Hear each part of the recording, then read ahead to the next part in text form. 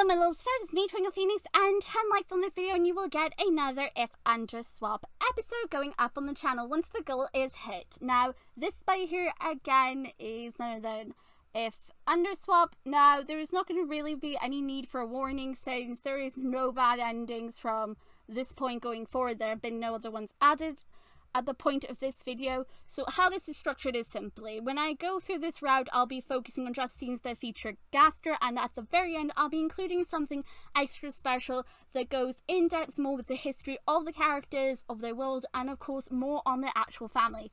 This one really does feature like heavily onto Gaster, and this comes directly from darkpetal16, so it is actually true to the canon for this game. So if you want to learn more about the actual history of these characters, then stay tuned to the very end and you will get to learn more. Okay, so again, just a reminder, 10 likes this video and I will get you another If Underswap episode. Head on over to the community tab and vote on any polls that are up there, and yeah, that's a wrap for me for now, and bye guys, see you towards the end.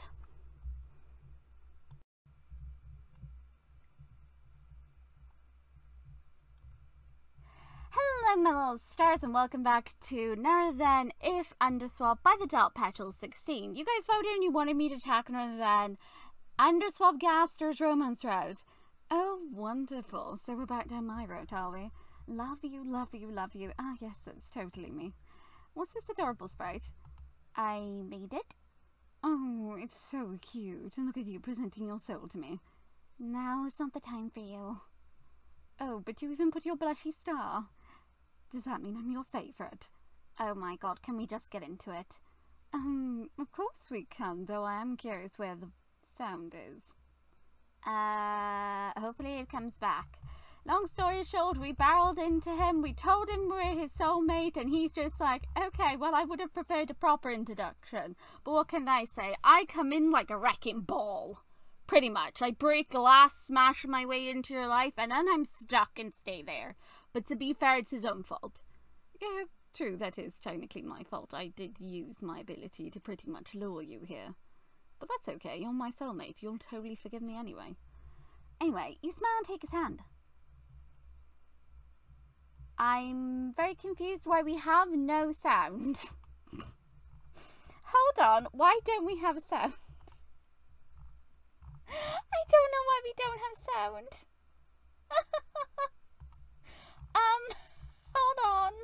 Hold on. Technical difficulty. Where is the sound?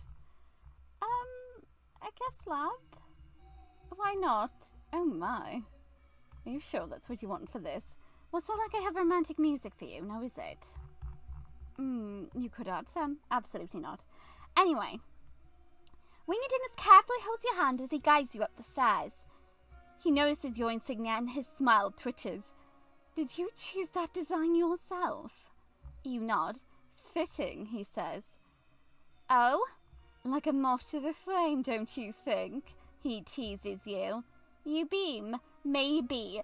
Because that's pretty much the theme. We have literally been a moth to the flame. I know you have. I'm so really glad that you've been so well behaved, though you have technically been a little problematic here and there, but I can forgive you. Aren't you glad to be doing my route? Yes, because any other route and we have problems. What do you mean? You give me so much attitude. I have no idea what you're referring to, darling. Sure you don't. Also, where's my purple? I noticed you haven't added purple. I was going to add like a transition from like purple to green to blue.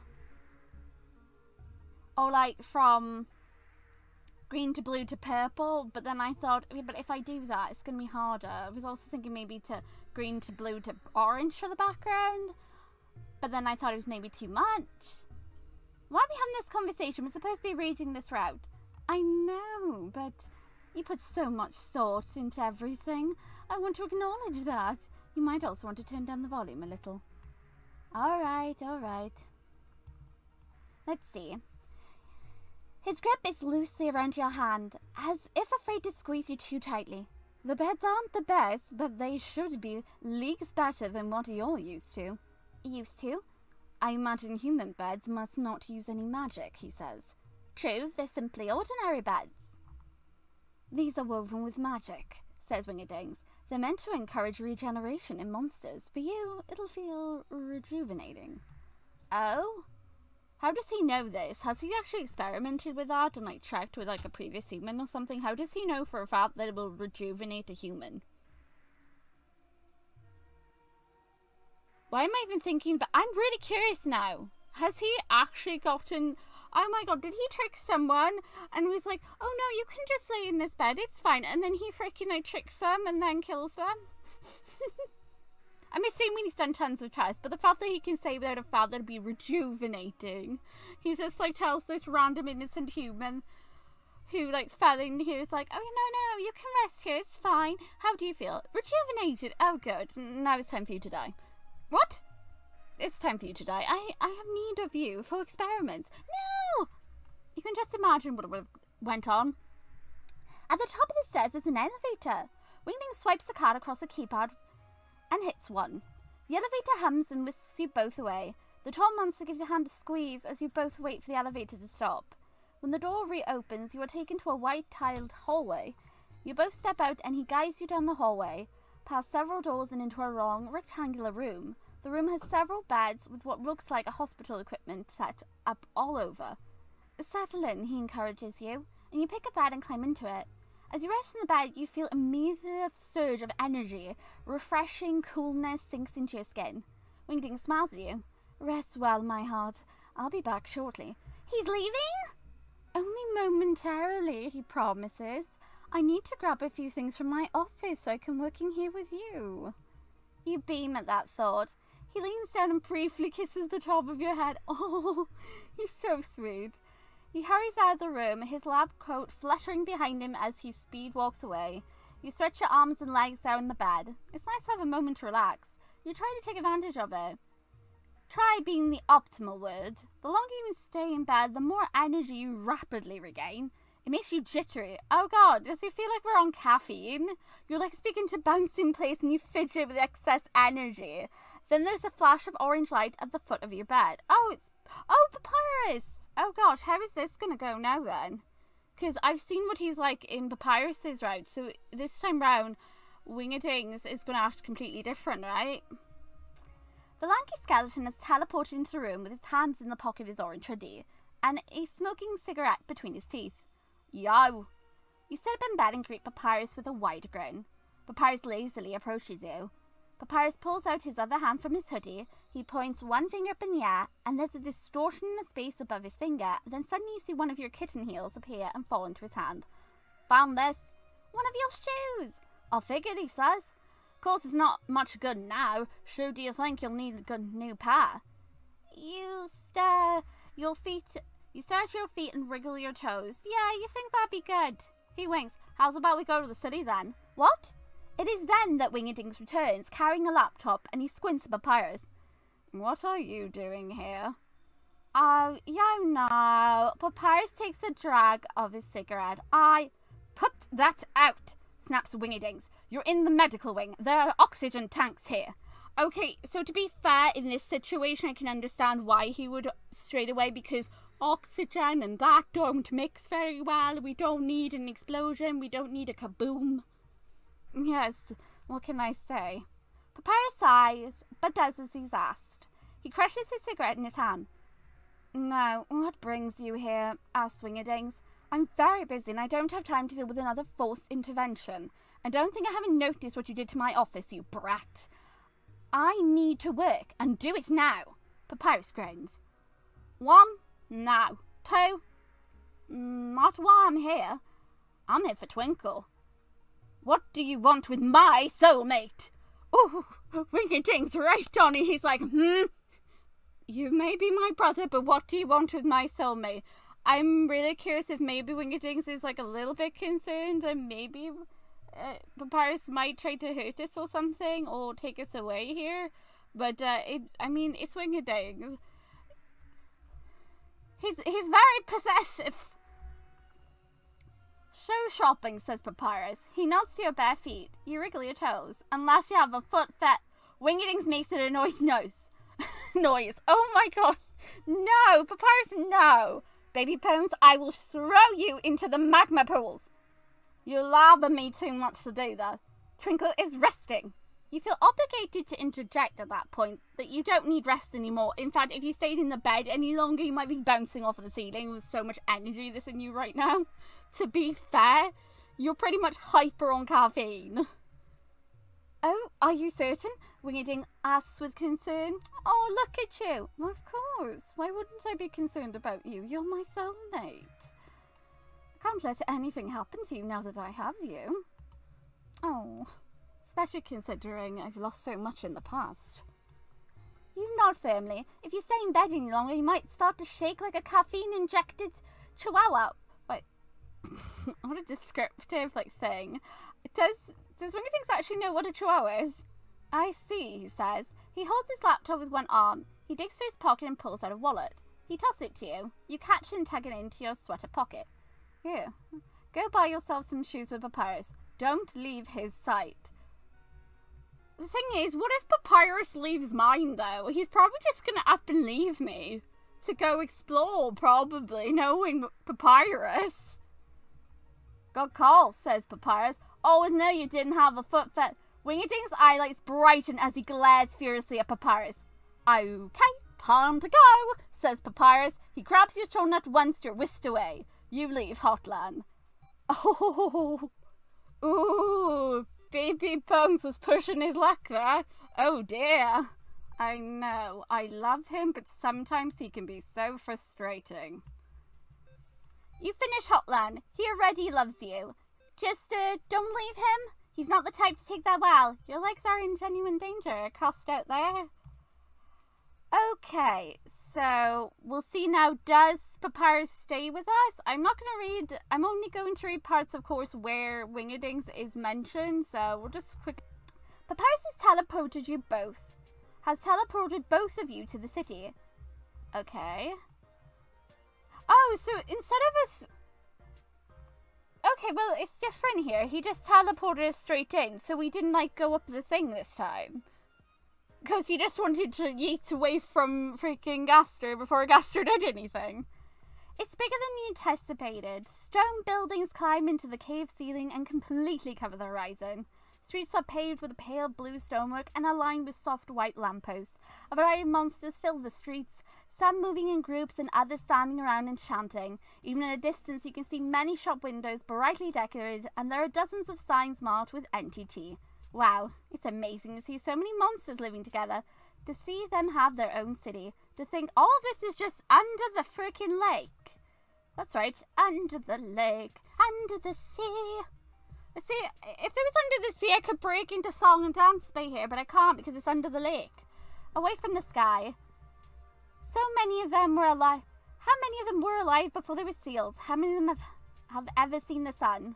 Their imprisonment. Isn't it time it came to an end? Yes, it is certain. You're positive that humans and monsters can get along. You met so many wonderful monsters already. They deserve to be free. You want to free them. There must be a way. Wingeding said your soul will work as a key for the barrier. I like how in this one, in terms of Wingedings' route, it's not that it's Dion that my character's like, oh, Dion said my soul would be a key. Thus, I'm going to trust the thing that tried to kill me. Here, it's Wingeding said my soul's going to be a key. And during this route, you know that he loves you and he cares for you. So it makes sense for your character to trust his word. Because he knows what he's talking about. Ish. But you still, you know what I mean? It makes more sense. You're determined to do what you can to help. Hello, shouts a friendly voice. Sans appears in a blurry flash of blue light in front of you and Papyrus. Twinkle, he says, a genuine cheer. It's good to see you again. He holds out a box. This is for you. You smile as you accept the box, and you open and you see a pair of pink shoes. Okay, so in all the routes, it's pink shoes. Papyrus told me you lost yours. Sans starts to say, he told me to grab these. You take them out and quickly put them on. A perfect fit. You found both skeletons. Papyrus tosses one of your original kitten heels up in the air. Cool. Glad they fit. Huh. Guess you don't need to go shopping now. Why not? Asked Papyrus. You hear? He gave you his wallet. Promise he's not hurting for gold. Might as well enjoy yourself. Oh my god, so you want me to literally splash and have a shopping spree? Because Wingedings literally is... He's rich. Wait, what? He's rich? Why is he telling me this? Sans beams at you. You should. The city is very nice and don't worry, no one will attack you. Alison, I told all the guards about you. Oh, so that's why the guards don't attack you. Nice. That's very nice of them in that case. You beam. Maybe you can get him something. Enjoy yourself, says Papyrus. Yes, have fun, human. I must leave, but I'm sure we will meet again, says Sans. He takes off running and is out of your sight. You look to Papyrus. He watches his brother leave. He turns to look back at you and then moves his gaze to the far end of the city and he points. So the elevator? Shaft at the back? You nod. I'll wait for you there, he says. Come to me when you're ready to leave. He's not going to stay with you. The only monsters that will give you trouble are the guards, and Sans already talked to them. You're safe here. Enjoy yourself. You give him 2 thumbs up, and he walks off and leaves you alone in the city, even though technically Wingerdings told you specifically to stay near him. What Wings doesn't know won't hurt anybody, I suppose. What do you want to do? You pull out Wingerdings' wallet, curious about what to see. You see no gold. There are cards, but you're not certain what does what. You open up one of the folds and see a slip of paper. On it reads, okay, so this by here, this is what we need for Flowey's Route. This is the password for the computer for Flowey's Romance Route. This is what we need. It looks like a password, but for what? Oh well, nothing you can do about it now. Okay, so with that being said, I'm going to now go and explore. But I tell Papyrus to stay with you and you to stay with Papyrus. Yeah, but Wings, you don't know about that, do you? Yeah, but I know about that watching this route now, don't I? Well, yeah, but, you know, it's fine. No one's gonna hurt me. You get me so worried. I know. Let's just go, go, go. Okay, so now let's go and meet with Papyrus. The lanky skeleton casually leans against the wall beside the elevator and he nods at you. Alright, leave. You nod. He flatly asks, are you really? You frown at his question. See this elevator? Papyrus asks you, and you nod. This leads up to the castle. Burial's in the back of it, he says. Your eyes widen. Wait. When he means leave, does he mean for you to leave the underground without Wingerdings? Papyrus gives you a long silent look. That's not my call. Then what is his call? I'm the judge, he says. I see your soul for what it is. The key to the barrier. But what good is a key to the door when the monster who rules won't let it open? Okay, so he actually does mention that Tori won't open the door in this route. Well, at least he makes it clear that freaking Tori doesn't want to open the door. Your Brown's frown. You have 2 choices, he says. I'll take you by my brother, you sit and do nothing, and he might do something you'll both regret. Okay, which means Papyrus knows fully well that his brother's going to try to do some thingamajinky with a barrier and possibly get you killed doing it. Your hands curl into fists, you uncomfortably shift your weight. I know my brother, and I know what he values. You know it too, don't you? You feel it in your soul.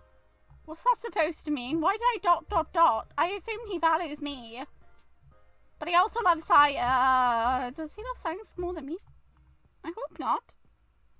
Wings? Queen Tori's orders stand, he says. I judge one way, and he can agree with me. But at the end of the day, it is her call.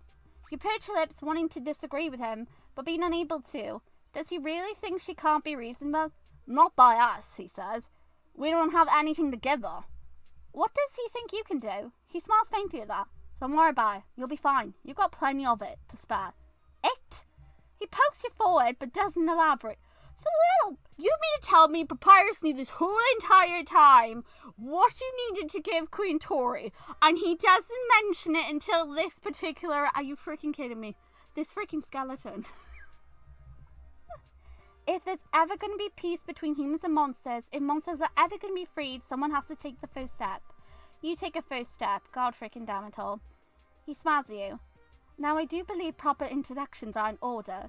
How do you do, my dear? I am Dr. Wingerdings Gaster, the lead royal scientist, and evidently your soulmate. You aren't sure what Papyrus sees in you. seizing your soul, but that doesn't matter. You can do this. You're more than enough to handle what's coming. I know you choose that, says Papyrus. I'll say good luck, but you don't need it. He walks off and leaves you and the elevator. You look behind you once, and then you step into the elevator. Oh, bloomin' heck. Oh, gosh darn it all. Okay, well, I will be right back then, as I go and deal with Miss Queen Toriel. I will be back, and may the force of everything be with me. Oh, tinsels! Here we are, once again, at this part in Tori's fight, where we think of someone we care about and love. You remark to Wingerdings that he really loves his brothers. Of course I do, he says. I raised them after our father dusted. There's nothing in this world more important to me than their well-being. He wraps his arms around you as he hugs you from behind. That's a special privilege you now share with them. Does that mean you can bully him into getting rest too? Yes. You beam. You're excited to leave notes too. Stars above, I can only imagine how persuasive my soulmate will be. Sighs Wingerdings. When he wants to come home to you, you drive a hard bargain, my dear. Alternative proposition. I put a bed in my office and you can sleep here. Absolutely not. Damn. You think of Wingerdings, your soulmate, who works tirelessly. You want him to find peace and final rest. As he will care for you and you will care for him, you will do whatever it takes to give him that solace. You think of every monster you met along the way. You think of their kindness, you think of their smile, you think of their dreams. They don't deserve to be there indefinitely. Freedom is within reach, and you'll be certain to grab it for them. Your soul sparkles. The encounter is filled with your love. Let's wrap things up with the Queen. I will cherish this moment for the rest of my existence. Wingerdings, what are you doing here? You're not even in the scene. I mentioned that's still not enough to summon you. Oh, but it is. I make up my own rules, remember, my dear. I'm the one in charge and not you here. Especially when it comes to my romance route. I'll break any rules just to be with you. Oh my.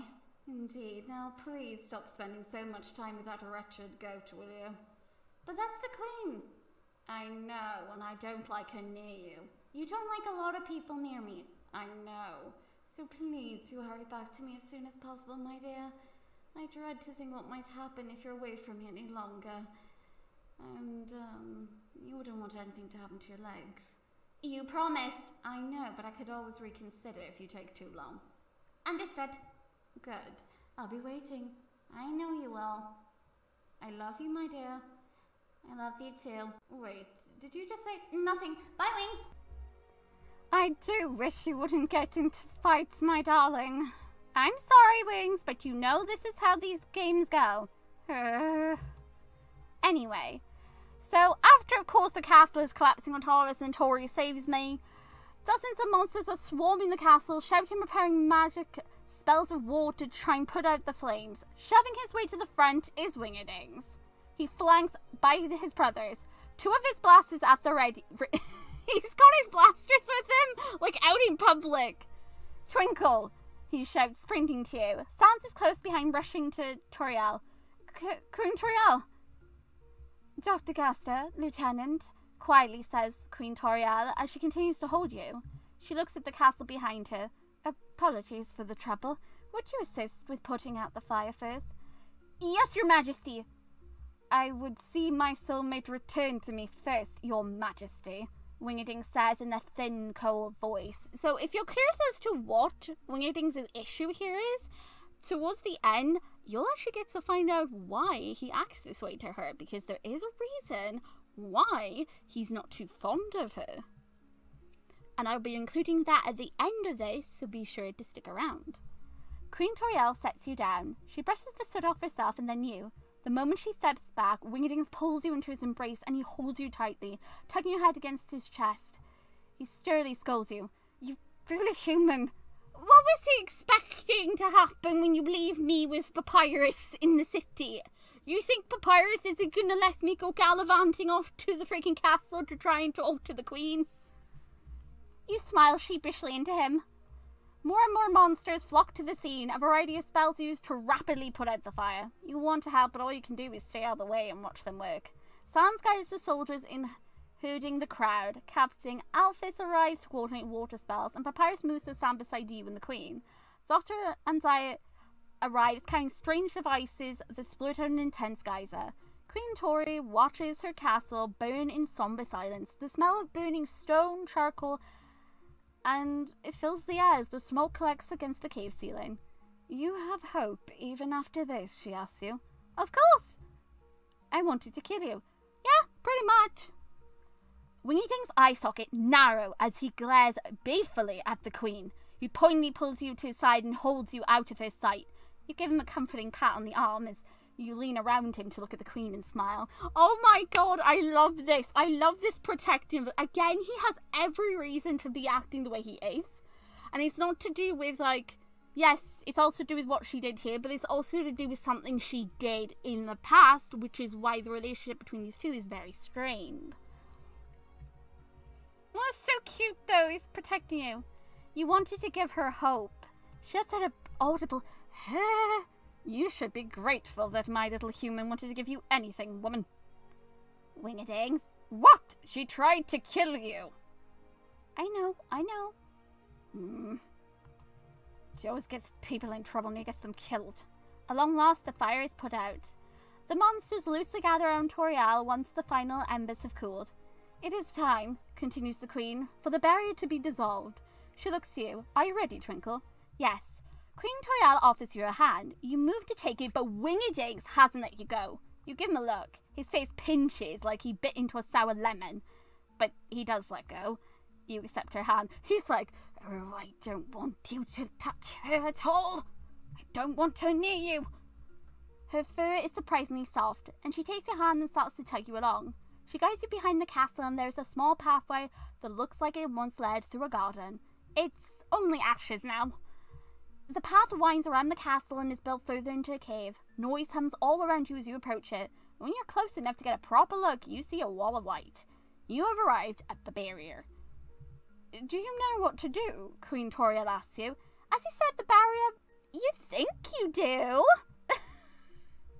Always reassuring when my character is like, yeah, I think so. The white wall of magic feels familiar to you. The same way you recognize your soul, you know the magic in this barrier. Somehow, some way, this magic is the same as your soul. For some unexplained reason. Yes, you are the key. You take a step forward.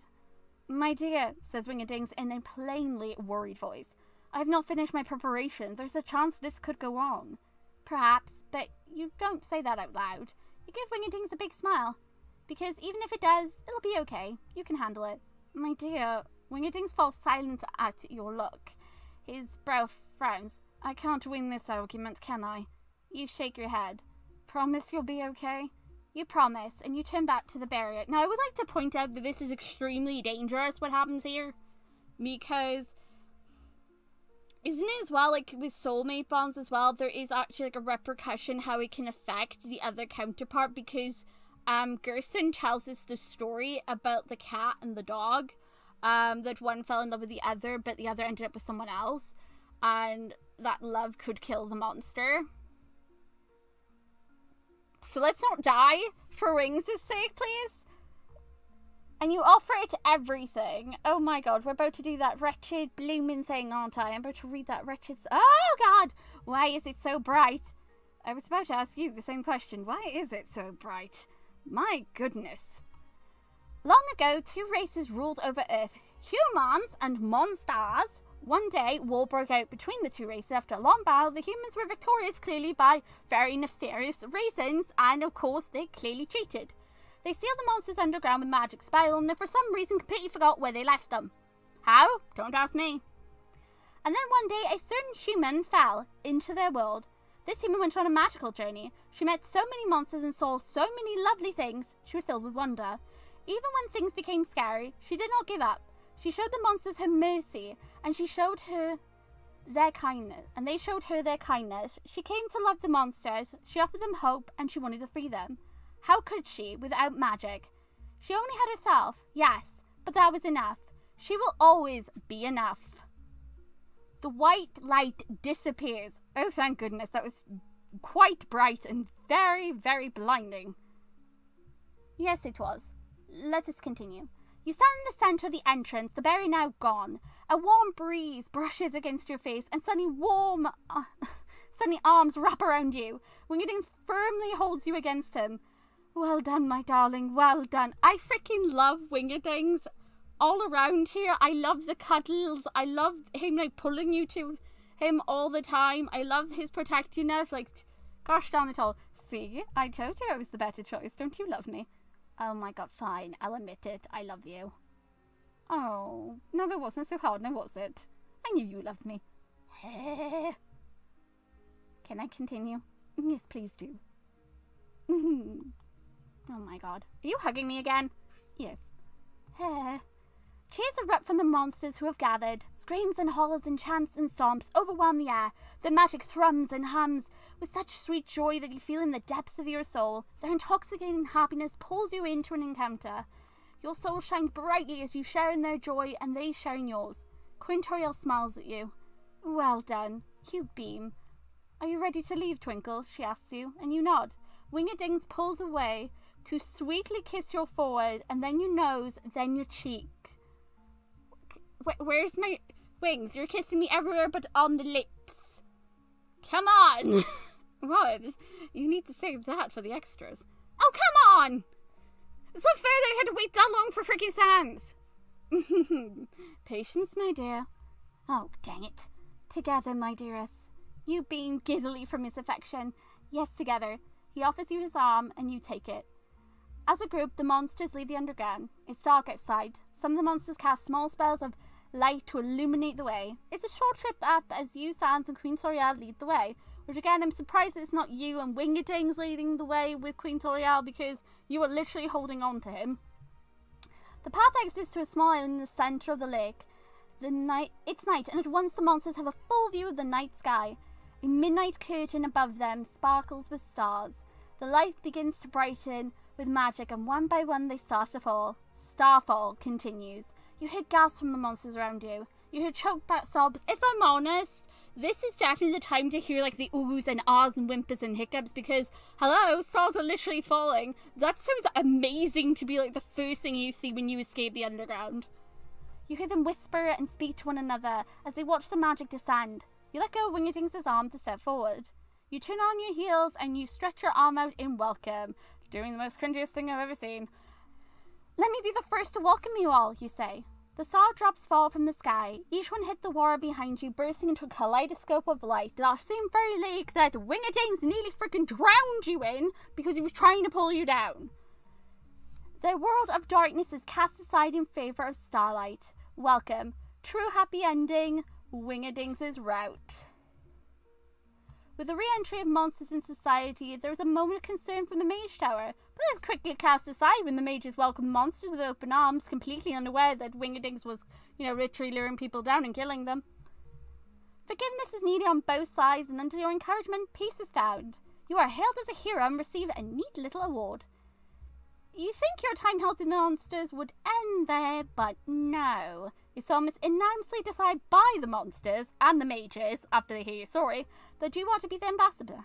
You don't really have a chance to say no, though. Let's see. You'll find a substitute in a few years who know they need you. While it's a happy transition, it's not easy. There are many cultural nuances that both sides have to adjust to, but you're happy to find all sides are sincere in desiring peace. It really seems like everything is working out for the best. Your journey, your effort, none of it was in vain. You saved them, all of them. To make this even sweeter, you and Wingerdings are together. He and his brothers move in across the street from you, although he does his absolute best to convince you to stay with him every night. Oh, that's so cute. The two of you are eager to plan your official union together as soulmates. Sans has enthusiastically volunteered to help with all the plans, while Papyrus does his best to rein in Sans from putting glitter on everything. Glitter! Oh my god, glitter! Oh my god, why glitter? That seems like so much fun. Glitter! I want glitter! I want glitter everywhere! Glitter! On your free days, the two of you will go on dates and spend time with his brothers, or have fun with your friends. You're always welcome at any monster gathering. Papyrus treats you to Muffets at least once a month. Sans likes to go swimming in the lake with you. Queen Toriel invites you over for tea after work every other day. Recently she's been joined by Asgore, who kindly offers you some scarves to keep you safe. This is the end of your journey. Thank you, Twinkle. Thank you for falling into the underground. I didn't fall. I literally was yoinked. I was literally shanghaied by my soul down into the watery depths. I didn't fall. I literally nearly drowned. But I still thank you. Thank you for showing them kindness. Thank you for giving them hope. Thank you for being you. The end. And Wingerdings doesn't have any bonuses on his route either, so what I'm going to do is include something extra that is actually from the Discord that I felt really did fit in better with Wingerdings' storyline, rather than if I'd given it on to Papyrus's route. So that being said, 10 likes on this video and I will get you up another If Underswap episode. That being said, when this does get bonus scenes, I will of course cover them. But until then, 10 likes on this video, and then I'll go ahead and get you some more If Underswap. So thank you so much for watching again, guys, and I'll see you guys in the next video. From me and Wings, bye! Goodbye, humans, for now. I'll see you lot in the friendship route. Oh god, no. Oh god, yes. Hello Mills Stars, and welcome to this little extra thing here. This post was actually made by none other than darkpetal16 that goes over some actual facts about our characters in the world of If Underswap, and I wanted to include it. This actually discusses a lot more about the backstory and history of the three brothers, being Gaster, Papyrus, and Sans. So here we are discussing this because I can. So let's start. Their father was the previous judge. We knew this because Papyrus, I think, also mentioned this. So, and when Wingerdings led the human mages to his house, again, that was a sad story. Gerson told us about it. Poor boy. He perished in the battle against them. We knew that. He unfortunately lost his father at a very young age. Wingerdings and Sans were both old enough to remember this, although Sans was very small at the time. Yeah, which was something I mentioned before, that I was curious if they were both old enough. I knew Gaster was old enough to remember, but I wasn't too sure if Sans was old enough to remember. But yeah, apparently was. Papyrus was scarcely a month old by this point. Their mother died of hopelessness after birth. Okay, so hopelessness is something that Papyrus also suffers with, but at least now we actually know that this was something that the mom got. So at least now the mother's fate has been explained. It's a shame she died. Bless. Wingerdings did not know what to do. He was a fresh teenager by this point. Yeah, it was a lot for him to take on. I mean, he literally led these mages who asked for help to his family, and then his father got killed because of it. So, on top of feeling guilty, he also had to take care of a little month-old baby and his brother Sans, so that wasn't easy for him. Snowden came together to help the family. The Gasters stayed with the doll family at the inn for almost a year while they helped raise Papyrus. Oh, that's so cute. Wingerdings applied for a job everywhere, but was eventually given a job as a janitor at the laboratory. Oh, okay, so he actually started small. He's a quick learner though, and absorbed all the information around him. Within a year, he was pointing out mistakes and helping. They changed his job to a scientist. Well done. Only a year? Wow, our boy is a smart bean. Look at him. He already stepped in the rankings straight away. Anyway, this meant enough money to live independently with his brothers, but his hours shrank. He would take his brothers to work with him when he could. Sans was very clingy, and Sans is still clingy. Work with his brothers is all Wingerdings knew. He juggled both as best he could, but he wasn't always successful. That's understandable. Sans took after him, throwing himself into work as soon as he was old enough. He pestered and died for training for months. Yes, we knew this.